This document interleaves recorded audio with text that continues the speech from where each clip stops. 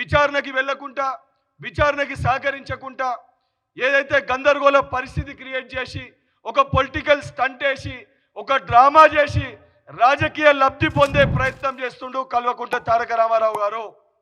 నిజంగా మీకు చిత్తశుద్ధి ఉంటే మీరు తప్పు చేయకపోతే విచారణకి మీరు హాజరై విచారణకి సహకరించాలని చెప్పి డిమాండ్ చేస్తున్నాను.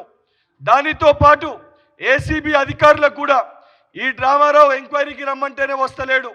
రేపు పొద్దున ఇతర దేశాలకి పారిపోయే ఒక పరిస్థితి కూడా రావచ్చు. అందుకే ఈ డ్రామారావు పాస్పోర్ట్ని కూడా సీజ్ చేయాలని చెప్పి ఏసీబీ అధికారులకి నేను కోరుతున్నాను. ఈ డ్రామారావు ఇప్పటికే ఏదైతే సంబంధించి వచ్చి దాంట్లో ఎంక్వైరీకి రమ్మంటే వస్తకుండా అనేకమైన నాటకాలు ఆడుతుండు. అందుకే ఈ డ్రామారావు పాస్పోర్ట్ని కూడా సీజ్ చేయాలని చెప్పి ఏసీబీ అధికారులని కోరుతున్నాను. బీఆర్ఎస్ పార్టీ నాయకులకు కూడా ఏదైతే సంబంధించి ప్రజలు మిమ్మల్ని వారి సమస్యలపైన కొట్లాడనీకి బీఆర్ఎస్ పార్టీలో కూడా ఎమ్మెల్యేని ఎన్నుకోవడం జరిగింది. అవన్నీ పక్కన పెట్టి కేసీఆర్ గారికో కేటీఆర్ గారికో కల్వకుంట్ల కవితకో హరీష్ రావు గారికో కేవలం ఆ కుటుంబం కోసం ఆ కుటుంబ సమస్యల కోసం ఆ కుటుంబం తెలంగాణ ప్రజల సొమ్ముని దోచుకుంటే ఆ కుటుంబానికి అండగా నిలబడతారా, లేకపోతే ఇది దొంగలని కటకటాల్లో నెట్టాల్సిన అవసరం ఉందా లేదా? మీరు కూడా బీఆర్ఎస్ పార్టీలో ఉన్న శాసనసభ్యులు ఒకసారి పునరాలోచించుకోవాలని చెప్పి వారిని కూడా కోరుతూ, ఏదైతే నిజంగా కేటీఆర్ నువ్వు తప్పు చేయకపోతే విచారణకి సహకరించాలని చెప్పి డిమాండ్ చేస్తున్నాను. సిరిసిల్ల ఎమ్మెల్యే మాజీ మంత్రి కేటీఆర్ మీద నమోదైనటువంటి ఏసీబీ కేసులో ఎఫ్ఐఆర్ని కొట్టివేయలేమని ఇన్వెస్టిగేషన్ కి సహకరించమని ఆదేశాలు ఇవ్వడం జరిగింది. దీని మీద టీఆర్ఎస్ లేదా నానా యాగి నానా గగ్గోలు చేసే కార్యక్రమం చేస్తున్నారు.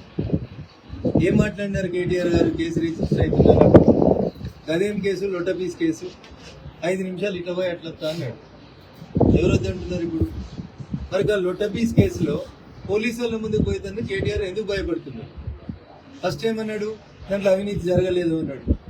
అవును, పైసలు ఇచ్చినా బరాబర్ ఇచ్చినా మంత్రికి ఇచ్చినా అన్నాడు. మరి బరాబర్ ఇచ్చిన ముచ్చటనే ఏసీబీ ఆఫీస్కి పోయి చెప్పు. నన్ను వకీళ్ళని తీసుకుపోనిస్తలేరని దొంగేడుపులు ఏడుస్తున్నాడు. దొంగలకు వకీళ్ళని తీసుకొని పోలీసు స్టేషన్కి రానిస్తారా పోలీసు వాళ్ళు? లాస్ట్కి ఒక మాట్లాడుతున్న కేటీఆర్ దగ్గర 10 ఏళ్ళు మంత్రిగా చేసినావు కదా, తెలంగాణ వచ్చినాక ఏం చెప్పిండు? తెలంగాణ పోలీసు వాళ్ళు చాలా గొప్పోళ్ళు, దేశంలో నెంబర్ 1 పోలీసు వాళ్ళు, తెలంగాణ పోలీసులు అంటేనే భద్రత బాధ్యత 2 మాయే అని చెప్తారు. 1200 కోట్లు పెట్టి కమాండ్ కంట్రోల్ కట్టిస్తున్నాం. ఈ దేశంలో ఎక్కడ నేరం జరిగినా మా తెలంగాణ పోలీసులు గొప్పగా పనిచేస్తారు అని చెప్పాడు. 10 ఏళ్ళు మీరు గొప్ప అని చెప్పిన పోలీసుల ముందుకి ఇలా నువ్వు పోయేందుకు బాధ ఎందుకు అవుతుంది సార్? 10 ఏళ్ళు మంచోళ్ళైన పోలీసులు ఇలా చెడ్డోళ్ళు ఎట్లయ్యారు కేటీఆర్? అంటే నువ్వు కూడా పోలీసులతో తప్పు చేయించినావు అధికారంలో ఉన్నప్పుడు.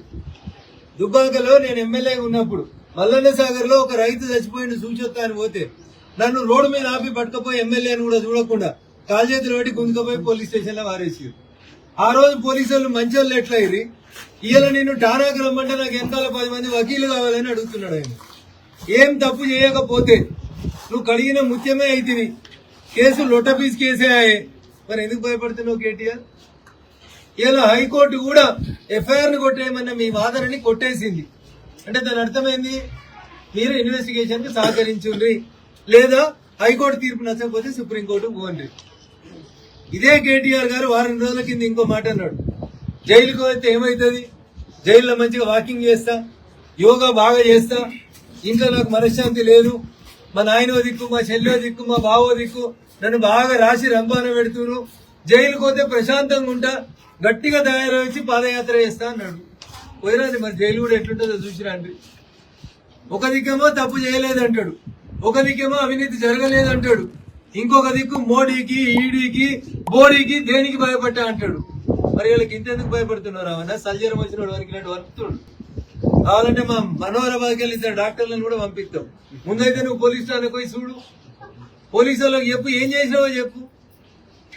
దేశం మీద చర్చిస్తా, దేశవ్యాప్తంగా చర్చ జరగాలి అన్న నీ కడుపునొస్తే ఊరందరి కడుపునొయ్యాలి. నువ్వు 10 ఏళ్ళు నాసంటి ఎమ్మెల్యేలని ఎంపీలని చాలా మంది ప్రతిపక్షం వాళ్ళని అరెస్ట్ చేయించి లోపల వేయించినావు. మరి ఆ రోజు పోలీసు వాళ్ళు తప్పు చేసిరని మేము అన్నామా? పట్టుకుపోతే పోయినాం, కేసులు పెడితే కోర్టుకు తిరుగుతున్నాం. ఎక్కడన్నా దేశంలో కేటీఆర్ నువ్వు చెప్పాలి, దొంగలెంబడి వకీళ్ళు వస్తారా పోలీస్ స్టేషన్ కి? రేవంత్ రెడ్డి గారి ప్రభుత్వం కేవలం డైవర్షన్ పాలిటిక్స్ లో భాగంగా కేటీఆర్ గారి పైన ఈ అక్రమ కేసు నమోదు చేయడం జరిగింది. ముఖ్యంగా రైతు బంధు విషయంలో వానకాలం రైతు బంధు ఎగ్గొట్టి యాసంగి పంటకు కూడా చెప్పిన 15,000 కాకుండా కేవలం 6,000 రూపాయలు ఇస్తామని చెప్పి ప్రజల్లో తీవ్రమైన వ్యతిరేకతను ప్రభుత్వం ఎదుర్కొంటా ఉంది. ఏడాది పాలన తర్వాత అన్ని సర్వే రిపోర్ట్లలో కూడా ఈ ముఖ్యమంత్రి ఫెయిల్యూర్ సీఎం అని, ఈ ప్రభుత్వం ఫెయిల్ అయిందని చెప్పి ఈ రాష్ట్రంలో వచ్చిన అన్ని సర్వే రిపోర్ట్లు కూడా తెలియజేస్తా ఉన్నాయి. సో ఈ క్రమంలో అక్రమ కేసు పెట్టి ప్రజల యొక్క దృష్టిని మరల్చాలని ఒక డైవర్షన్ పాలిటిక్స్ కు రేవంత్ రెడ్డి గారు పాల్పడతా ఉన్నారు. మాకు తెలుసు రేవంత్ రెడ్డి గారు ఇలాంటి ఇంకా అక్రమ కేసులు చాలా పెడతారని, ఇంకా మాలాంటి చాలా మంది నాయకుల మీద కూడా ఇలాంటి అక్రమ కేసులు ఆయన పెడతాడని. వీటన్నిటిని ఎదుర్కోవడానికి మేము సిద్ధంగా ఉన్నాం. ఖచ్చితంగా భారత పౌరుడిగా, చట్టాన్ని రాజ్యాంగాన్ని గౌరవించే పౌరుడిగా నువ్వు అక్రమ కేసులు నీ అధికారాన్ని అడ్డం పెట్టుకున్న మీద పెడితే, ఇష్టం వచ్చినట్టు బురద చల్లితే తప్పకుండా రాజ్యాంగపరంగా న్యాయపరంగా నాకున్న ప్రతి హక్కును వినియోగించుకోవాల్సిన బాధ్యత నా మీద ఉంటుంది. అందుకే నేను ఏసీబీ ఆఫీస్కు పోయినా లాయర్ తీసుకుపోతా అని చెప్పినా, లాయర్తో సహా విచారణకు హాజరవుతా, మీరు ఏం అడిగితే చెప్తా అని చెప్పినా నువ్వు భయపడ్డావు, నేను భయపడలేదు. నేను అర్ధగంట 40 నిమిషాలు ఎదురు చూసినా నీ వ్యవస్థ ఎందుకో కానీ మరి నా నుంచి ప్రశ్నలు అడగడానికి వెనకకు పోయింది. అట్లాగే కోర్టుకు పోయినా, కోర్టులో హైకోర్టులో పిటిషన్ ఇచ్చినాం. ఏమని? ఇది అక్రమ కేసు, ఎఫ్ఐఆర్ తప్పు, ఎఫ్ఐఆర్ అనవసరపు సెక్షన్లు, అక్కరలేని సెక్షన్లు ఇష్టం వచ్చినట్టు పెట్టినారని చెప్పి వాదించినాం. సరే, కోర్టు ఏ కారణం చేతనైతే, ఎందుకంటే న్యాయ వ్యవస్థ మీద మాకు సంపూర్ణమైన గౌరవం ఉంది, న్యాయమూర్తుల మీద సంపూర్ణమైన విశ్వాసం కూడా ఉంది. ఇవాళ హైకోర్టులో మాకు తీర్పు కేవలం క్వాష్ పిటిషన్ కొట్టేసినారు. దానికే కొంతమంది ఎంత సంతోషపడిపోతున్నారంటే, కాంగ్రెస్ వాళ్ళు ఏదో నాకు ఉరిశిక్ష చేసిండ్రు, లేదా నేరారోపణ అయిపోయింది, రుజువు అయిపోయింది, మొత్తం కేసే అయిపోయింది అని చెప్పి సంకలు కుదుకుంటా ఉన్నారు. ఆ సన్నాసులకు నేను చెప్పేది ఏంటంటే, ఇది స్టార్టింగే, ఇప్పుడేం తాగమైతే ఎట్లా? మేము హైకోర్టులో ఏదైతే క్వాష్ పిటిషన్ కొట్టేసినరో దాని మీద సుప్రీంకోర్టుకు పోయినాం. సుప్రీంకోర్టులో మ్యాటర్ ఉన్నది. ఇప్పుడు అది ఎప్పుడు వస్తుందో వస్తుంది. అది సుప్రీంకోర్టు ఎట్లా నడుస్తుందో ఆ పద్ధతి ప్రకారం 2 రోజుల్లోనో 3 రోజుల్లోనో వారం రోజుల్లోనో ఎప్పుడు వస్తుందో వస్తుంది. అక్కడ కూడా న్యాయ పోరాటం చేస్తాం.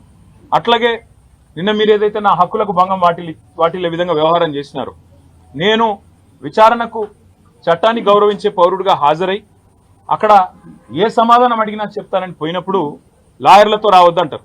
నేను చెప్పిన మీరు దొంగలు, ఎందుకంటే మీరు గిట్లనే చేసింది ఇదివరకు కూడా.